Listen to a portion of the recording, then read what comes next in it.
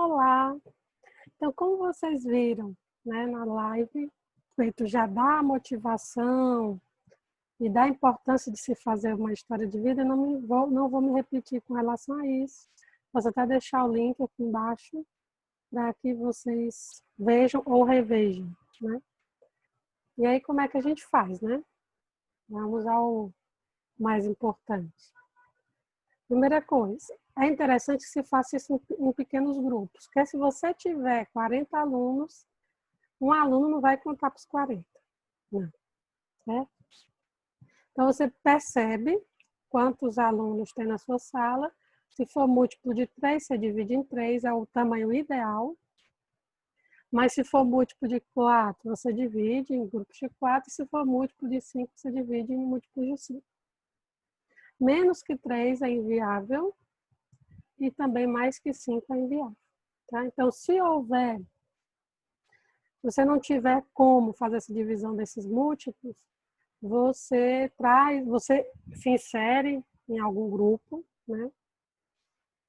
Ou deixa um grupo ou dois desfalcados, né? Mas tenta estabelecer um padrão, isso é importante. Então, vamos imaginar o grupo de 3, né? Que é o grupo ideal. Cada participante vai ter 10 minutos para contar a sua história.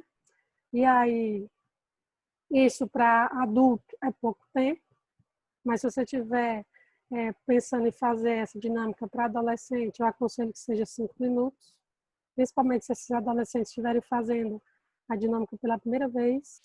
Talvez na segunda vez que ele fizer, na terceira, ele já consiga falar mais. Mas a primeira vez é muito assustadora, né, essa dinâmica. Então, para grupos de adolescente, eu sugeriria um tempo menor, tá?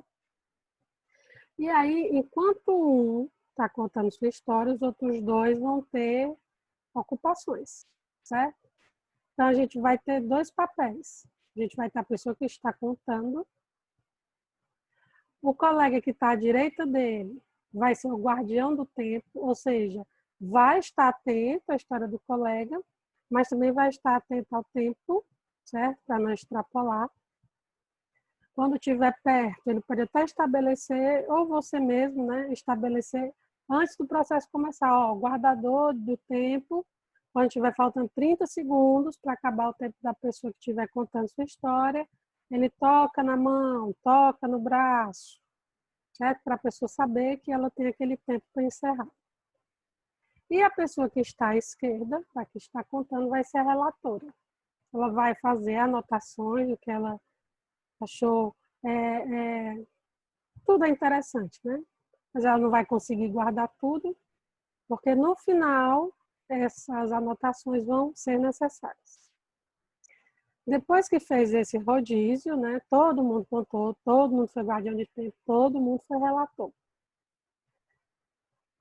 Todo mundo terminou. Quando todos já tiverem contado suas histórias, eles vão ter mais 5 minutos para preparar essa apresentação. E aí, por exemplo, se alguém falou de um assunto muito delicado dentro da sua contação, né? A pessoa que foi a relatora pode chegar, só, eu estou pensando de falar disso, disso e disso. A respeito do que você falou da sua vida, tudo bem? A pessoa, não, tudo bem. Né? Então, é para fazer esse momento de alinhamento para você colocar para o grupo grande aquele que a pessoa, né, que vai ser relatada se sinta mais à vontade. Tá? Tem que ter muito cuidado com isso também. Encerrou-se esses 5 minutos, né? É interessante que nós estejamos atentos a algumas dessas práticas, né? A gente perceber, deixar consciente, até mesmo antes, né, que não existe história feia ou bonita, nem importante e desimportante. Que se alguém não quiser contar, essa pessoa não vai ser obrigada. Os outros integrantes da equipe se sentirem à vontade, ela pode ficar ali como ouvinte. Às vezes as pessoas têm dificuldade do o que é que elas vão realmente falar, então você pode dar como mote que ela tem que falar a respeito de uma pessoa que foi marcante no momento da vida dela, alguém que essa pessoa é muito grata e alguém que ela queria homenagear. né? Então, a partir desses 3 pontos, aquela pessoa que tiver com dificuldade de falar, ela vai falar. Com certeza. Sempre reforçar essa ideia da atenção, né? Evitar essa dispersão. E aí evitar também os aparelhos eletrônicos, aí ir ao banheiro, né? Pode até, antes de começar, perguntar quem quer, quem não quer ir, justamente para não ter essas interrupções. Tentar conscientizar os meninos a respeito de evitar gesto, opinião, ou risadas a respeito da história que o outro está contando, né? Porque isso pode inibir. Outra coisa interessante também de deixar consciente, que eles não devem intervir na hora que o outro estiver falando, né? Naqueles 5 minutinhos, após todo mundo já tiver falado, esse é o momento que você pode chegar lá e interagir com relação à história do outro, certo? Não na hora que ele está contando. É interessante também que você tente memorizar as pessoas que fazem parte do seu grupo e quando for para o grupão também, né? Pode até dar um incentivo para isso, né? A pessoa que memorizou mais nomes, né? Até se restar tempo. E uma das grandes dificuldades das dinâmicas é justamente o gerenciamento do tempo, principalmente quando você não tem familiaridade. Aí isso é o maior desafio de todos. E aí também deixar muito sólido que esse momento é um momento de extrema confiança, que está todo mundo ali se abrindo, se expondo, que não é interessante que depois o que foi falado vire conversa de corredor, né? Pode até usar aquela frase, o que foi falado na história de vida fica na história de vida, né? Parece uma frasezinha batida, mas surte muito efeito, eles levam a sério, eles gostam dessa coisa do segredo, né? Aí aqui vocês estão vendo um esqueminha, né? Desse modelo de 3 pessoas, como é que ficaria mais ou menos. Quem é o contador da história?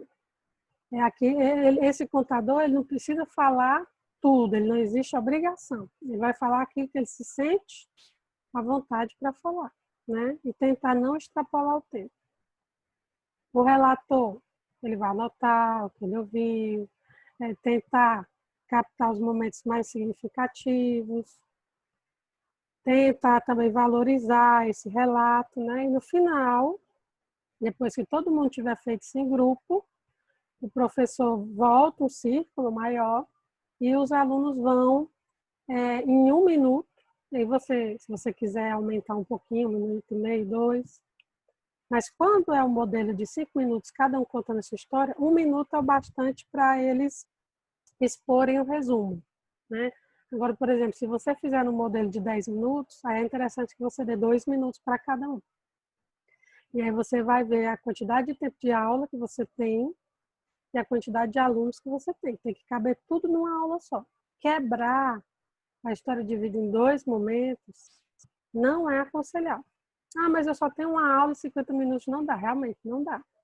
Então é interessante que você tente conversar com o professor que está na aula antes da sua ou depois da sua, para que você possa pegar tempo da aula dele e poder aplicar, certo? É uma dica, né? Se ela for possível. E o controlador do tempo, como a gente já viu, ele vai ficar ali sempre antenado na questão do tempo. Pode também demonstrar apoio, né? Se a pessoa ficar muito emocionada, trazer uma água, enfim. Ele vai ser essa figura. Depois, né, que todo mundo já falou, como eu disse, se forem os 10 minutos, vocês dão 2 minutos para o compartilhamento no grupão. Se fizer o modelo de 5 minutos, 1 minuto é o bastante, tá? Depois, né, que todo mundo compartilhar, isso demora bastante, é interessante que eles voltem para os seus grupos, né, e tentem responder essas perguntinhas aqui. A pergunta é lançada e dentro do grupo eles vão ouvir as respostas uns dos outros, né? Como é que foi para você contar a sua história?